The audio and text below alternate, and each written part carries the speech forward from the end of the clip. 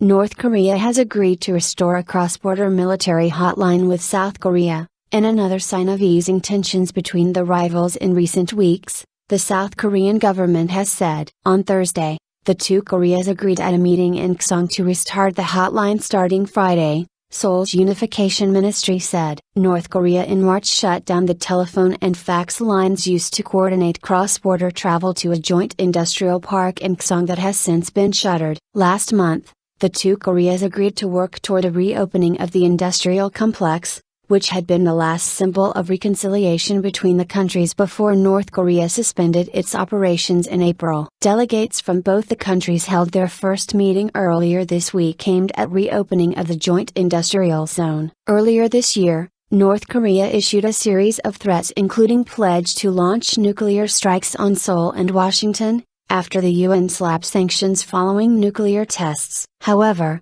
it later scaled down its rhetoric and made conciliatory gestures. In June, the two Koreas restored another communications channel at a border village. But last week, North Korea withdrew its invitation to a U.S. envoy to visit the country to discuss the release of a detained American, citing the alleged participation of U.S. nuclear-capable bombers in annual military exercises between Washington and Seoul. The Korean peninsula remains officially at war because the 1953 Korean War ended with an armistice, not a peace treaty. About 28,000 U.S. troops are deployed in South Korea in a legacy of the war.